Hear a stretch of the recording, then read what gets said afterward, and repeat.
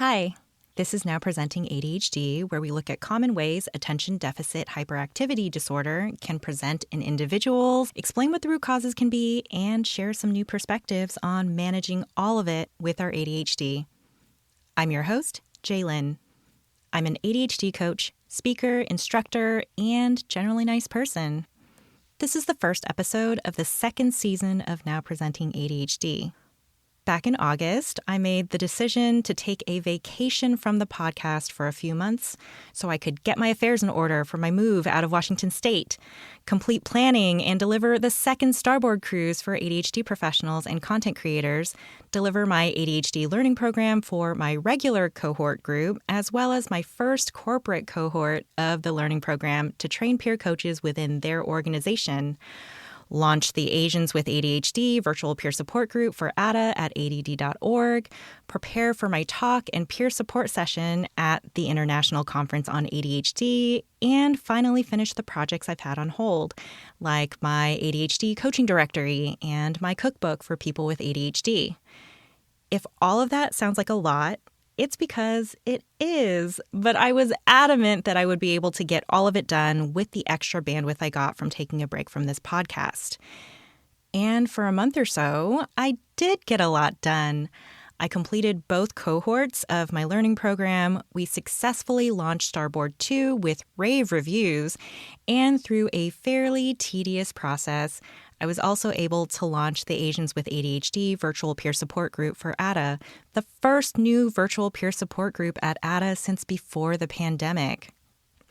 But then something happened to me around the second week of October. I couldn't get myself to complete everything I had to get done. I couldn't get myself to work on much, actually. I didn't have the energy to push myself forward like I had done for the past few years. And as each day went on, it got worse. It was harder for me to start on the projects I needed to work on. I started losing interest in, well, anything. Nothing in my life seemed to spark joy for me, and my brain seemed scattered the entire day, even with medication. I couldn't figure out what was happening to me.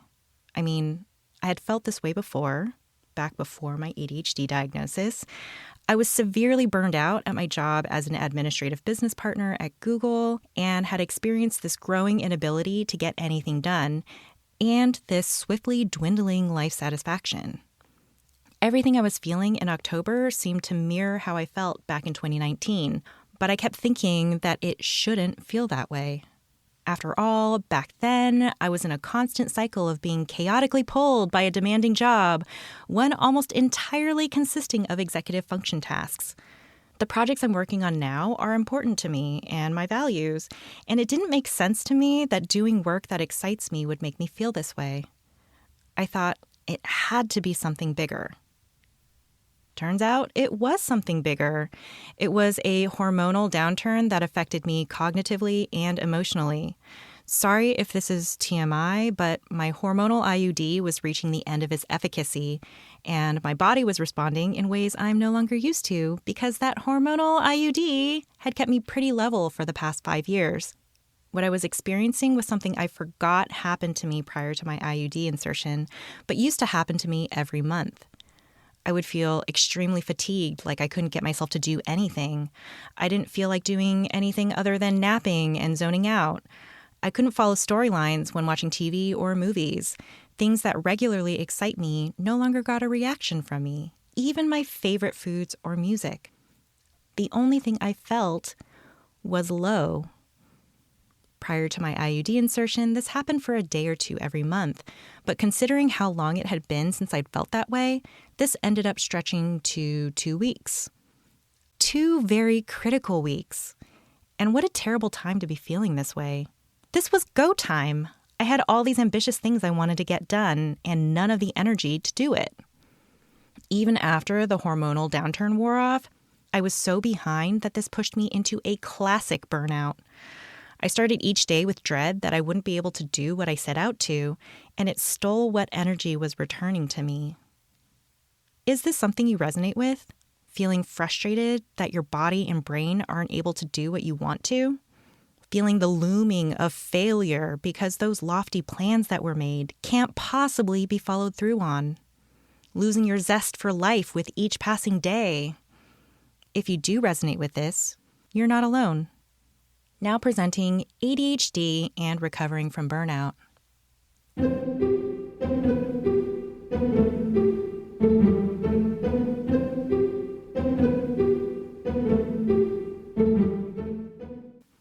There are so many things that can lead to burnout for those of us with ADHD. It can be a slow process, like I experienced at Google, where the demands of life weigh on us day by day until all of a sudden we recognize that we're behind and unable to make any progress to do anything about it. The stress compounds, causing a decrease in executive function over time. Burnout can also be spurred by a trigger. I see it all the time with my colleagues and clients. Getting COVID or another illness is a big one. Also, grief, legal trouble, bodily injuries, and much more. And for many women, the hormonal changes that come with menstrual cycles can be regular triggers, not to mention things like puberty, menopause, and perimenopause. It's sometimes unpredictable when these burnout triggers will come up to throw a wrench in our carefully laid plans. But one thing is certain. These things will inevitably happen. We just might not know when. When these things happen, it can affect us in ways disproportionate to how it affects our neurotypical peers, for many reasons. One executive function is cognitive flexibility, and those of us with ADHD tend to have higher negative reactions when things don't go according to plan. COVID and hormonal imbalances can also disproportionately affect how our ADHD is experienced, like making it so our medication is no longer effective, and we're basically functioning like we're unmedicated. And when this creates a domino effect of stumbling when it comes to our routines and achievements, our emotional dysregulation makes it harder for us to bounce back. Basically, burnout and burnout triggers heighten our ADHD symptoms and also our negative reactions to our ADHD symptoms, including frustration, shame, avoidance, and RSD, or rejection sensitivity dysphoria. The burnout and its triggers can lead to more negative experiences, which feeds the burnout, which feeds the negative experiences. It can become a perfect storm of our worst ADHD qualities all at once and feel like a quick spiral all the way down to hell. Wow, that got bleak super fast. So what can we do about burnout? I talk about overcorrection a lot and the negative effects this can have on us going forward. This topic is no exception. Overcorrecting on downturns can present in a few ways. We can overcorrect for our lower energy levels by trying to work harder and longer. This can accelerate the burnout process, and I see this happen a lot. Working harder and longer takes our time and energy away from recovery. We can cut out the things that restore us, like social time and doing things we enjoy, because we are fixated on achievement. This is detrimental because without recovery, as each day passes, we have lower cognitive and emotional bandwidth until a breaking point happens and we are faced with a long, arduous recovery process that puts almost everything in our lives on hold. But another overcorrection is also common. We pad up our day too much and make it so that we're only doing one productive thing all day. This sounds like a great idea for someone in burnout, and sometimes it is, but with some caveats. Will we actually feel good about getting that one thing done? Will we actually do it? I say, will we actually do it? Because our energy, norepinephrine levels, and dopamine are closely tied together. When I talk to ADHD folk who are used to getting a ton of things done, it usually follows a pattern. Because of our ADHD, we are the most effective when we have just enough time in the day to get everything done and win the day. If I'm in meetings all day and I have just 1 hour in the day to record an Instagram reel, you can bet that it's going to get recorded and posted. If I don't have anything to do in the day except get that reel posted, it might get posted in the last hour I have, and also it might not. That's because when we're full of adrenaline and we're up for the challenge, our norepinephrine levels and dopamine levels spike, giving us a clear head and we're ultra productive, sometimes at levels greater than if we were neurotypical. And when we achieve what we need to during that burst of adrenaline, we get a big dopamine payoff at the end that feels like euphoric victory. This can drive us forward with other things that we're doing. So when we give ourselves just one thing to do all day and we don't feel good about just doing that one thing, we lose out on the neurotransmitter cocktail of productivity. And it's even possible to spiral downward after not completing that one thing or not feeling like completing that one thing is enough. But there lies the difficulty. We want to get back on our feet, but trying to work harder and more doesn't help us recover, and trying to work less doesn't help us recover either. So how? How do we get back to our baseline? This is the question that almost everyone I know with ADHD burnout asks. It's the reason why the people I know in ADHD burnout tend not to recover much, even after taking a leave from work or taking a long vacation. And when that leave or vacation is over and they still feel burned out, guess what happens? Yeah, they're still burned out, and many of them have to quit their jobs. So if trying to do too much and trying to do too little are both detrimental to burnout recovery, what is the answer? Yeah, I phrased the question that way on purpose. Doing just enough and having a good mix of things that will lead to recovery. What is just enough? Well, making sure we're doing the things that we need to in order to not suffer dire consequences. This is something hard to parse because our ADHD tends to influence us into thinking everything we're doing is important and a high priority. Be analytical about what actually needs to get done. For my burnout situation, I made a list of all the things I had to do, then wrote out what consequences would happen if I didn't do them. Then for the consequences, I kept asking myself, so what? And then I determined the minimum acceptable results I could have to avoid consequences. For example, if I didn't complete my recording for my virtual talk at the conference, they might have cut me from the programming, and I might get a reputation for not following through as a speaker. That's a consequence that affects the rest of my career. So getting the recording done was a priority. But there were no consequences for me turning in a presentation that was chopped up and edited instead of being shot all in one take. So that's what I did.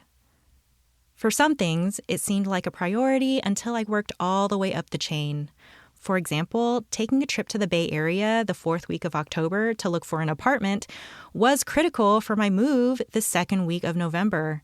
So we're cleaning my house, giving away all the things I didn't feel like moving, and doing the logistical work of hiring a moving company or reserving a moving truck, finding a new therapist, primary care doctor to prescribe my meds, transferring my business license out of state, a new vet for my dog, etc., all critical for the move.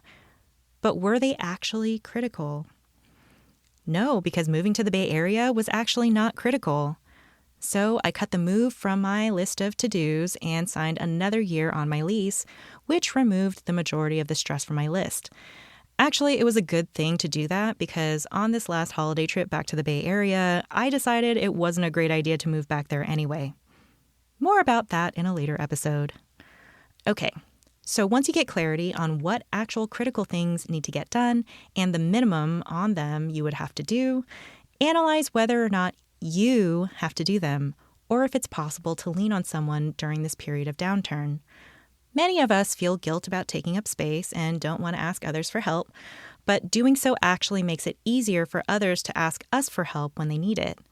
It always comes back around, and asking for help from others when we need it creates a beautiful community of helpfulness. After you cut your list down to only things that are critical and schedule those in, fill up your day. What? Yeah, you heard me. Fill up your day with things that will rejuvenate you.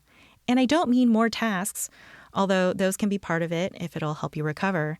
I mean, what will allow you to feel cared for and like you're doing something to recover from your burnout. For me, that was taking long hot baths, having mindful snuggle hours with my dog, having video chats with my best friends, and taking naps. If you're at a loss for what to do to recover, a good guide is given in Burnout, a book written by Emily and Amelia Nagoski. Deep belly laughs, crying, long hugs and kisses from loved ones, doing something creative, deep breathing, and physical activity. To be honest, crying is a great way to complete the stress cycle. And when I'm feeling worn down, I have a short list of movies I watch to cry it all out. Encanto, Everything Everywhere All at Once, Spirited. I cry every time without fail, and I instantly feel a little better.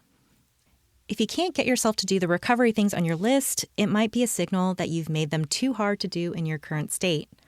The further we go into burnout, the harder it is to do active recovery like exercise, social interaction, and creative ventures. While those are self-care activities that prevent us from burnout and allow us to rapidly recover from burnout, they do require quite a bit of cognitive and emotional energy to even attempt. If you are deeper in the burnout hole, focus on things that you can do. Watch a movie that you love that makes you cry. Take a nap if you can. Give yourself a face massage. Forcing yourself to white knuckle through something that is supposed to rejuvenate you will not have the effect you want it to. Taking a small step forward with recovery is still a step toward recovery. Try not to rush the process. When you feel up to doing those active recovery things down the line is the best time for you to do them. Don't look at these recovery actions, including naps, as reasons to feel guilty about our lack of productivity, because doing these things is productive. They're things we can do to feel empowered to recover from burnout. They're probably the most productive things we can do in those moments. Feeling guilt about doing them can completely negate the benefits, so try your best to feel good about doing them. And try not to attach a desired result to this recovery time. We tend to do a lot of that. Like, say, if I take a nap, I will have to wake up and finish my presentation, or the nap will be a waste. Doing active recovery things is productive, even if there isn't an immediate result. This is a process, not a quick fix. Also, keep in mind that burnout is temporary. I know it doesn't feel that way when we're in it. It can feel like this is the new normal. It's not. Burnout is not the time to make sweeping changes in our lives because it doesn't accurately reflect how we feel about things when we're at our normal state. When I was burned out in 2019, I thought about quitting my job every day, and someone asked me what I wanted to do instead. What was my dream job? I said that I wanted to be a house cat. I wanted to lay out on the couch in the sun. I wanted to lounge around all day and just be cute. Yeah, that's actually what I thought I wanted when I was burned out, and I can't imagine thinking that way now when I'm so fulfilled with purpose and creating an impact. Burnout is a temporary state, and our wants and needs during burnout are also temporary. Don't create permanent fixes to temporary needs. And find as much solace in your current state as possible. After working on my recorded talk for the conference on how to cook when we just can't, I didn't have any energy left to think about food or even leave the house. So I made myself a bowl of instant mashed potatoes. The irony of eating a bowl of instant mashed potatoes after working on the subject of my talk did not escape me. But it did show me that I'm living my values, as my advice for the talk was to meet ourselves where we are, and eating those mashed potatoes did exactly that. And not having a strong desire to eat anything specific and defaulting to instant mashed potatoes, what an easy thing to satisfy my needs for the day. I reframed it as a win, and it definitely helped. So after I drastically cut down the things I had to do, delivered on the most critical things, and filled my days with loving and pampering myself, I'm happy to report that I came out of burnout. And just in time, too. I was able to be back to my normal self in time to pack for my 3-week trip back to the Bay Area for the Thanksgiving holiday, then the international conference on ADHD immediately after. Had I not done the recovery work in those critical few weeks, I wouldn't have been able to sustain such an emotional and cognitively taxing 3 weeks on the trip. And after coming back home and repeating the recovery process again, I'm back to my normal self and recording this podcast.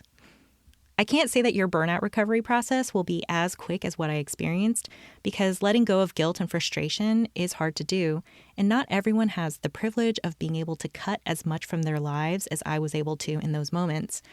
But I hope that when you are burned out, you are able to be kind to yourself and put these actions forward because you deserve the time and space to get back to your normal self. You've made it to the end of the episode on recovering from burnout. To recap, burnout can exacerbate our ADHD symptoms in a cycle that makes everything harder and harder over time without intervention. It can happen slowly or be started by a trigger like grief, hormonal changes, or an illness. Our ADHD can accelerate the burnout process, creating more stress and frustration, then greater ADHD symptoms, and spiraling down with both as it goes on. Overcorrecting by working harder or longer tends to make burnout worse, and overcorrecting by doing nothing and feeling guilt about it also makes burnout worse. But we can do just enough if we analyze what is actually critical for us to do and cut out the rest while we're in recovery. And we can fill up our days with things that will make burnout recovery more productive, even if that means napping and crying. Feeling good about doing burnout recovery things makes it more effective, even if we don't see immediate results. And we need to keep in mind that burnout states are temporary, and it's usually not wise to make sweeping changes in our lives based on how we feel when we're in burnout. During this temporary state, be kind to yourself and feel good about the process of recovery, because you deserve that time and space to get back to your normal self. If you found this episode to be enjoyable or informative, please tell your friends and family members with ADHD and/or give us a review wherever you get your podcasts. Seriously, those reviews are so important and allow others to find us. If you want to read transcripts or show notes, find out more about me, Jaylyn, or give suggestions on future episodes, please go to our website, npadhd.com. That's the acronym for Now Presenting ADHD, npadhd.com.